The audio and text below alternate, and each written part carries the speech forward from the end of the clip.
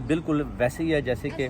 ابن زیاد کے ٹائم پر بنا ہوا ہے، جیسے کہ چنگیز خان کے ٹائم پہ بنا ہوا ہے۔ ابھی overseas community all over in the world یہی بات کرتی ہے کہ یہ ابن زیاد کا دور ہے، یہ اپنا جو ہے اپنا چنگیز خان کا دور آ چکا ہے، کیونکہ آپ کو پتہ ہونا چاہیے کہ آپ کس طرح کھیل رہے ہیں، کون سی وکٹ سے کھیل رہے ہیں، جو اوورسیز کمیونٹی کے جو اپنا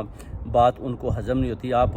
یہ جو شہادتیں ہوئی ہیں، جو پشاور پر آپ نے یہ جو غنڈہ گردی کی ہے، جو اتنے زیادہ لوگ ادھر آپ نے شہید کر دیے، اس کے علاوہ جو آپ نے بے گناہ پکڑے ہوئے ہیں ان کو آپ نہیں چھوڑ رہے۔ شاہ محمود قریشی کو پکڑا ہوا ہے، اسی طرح اسد عمر، حماد،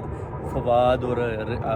عمران ریاض کو بھی آپ نے پکڑ کر اندر کیا ہوا، اس کو بھی نہیں آپ چھوڑے۔ جیسے بیل ہوتی ہے آپ دوبارہ پکڑ لیتے ہیں۔ اس کا مطلب ہے کہ آپ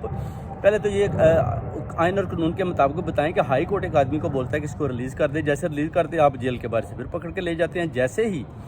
وہ آدمی کہتا ہے کہ میں پارٹی چھوڑنے کا اعلان کرتا ہوں تو آپ اس کو گھر جانے دیتے ہیں۔ اور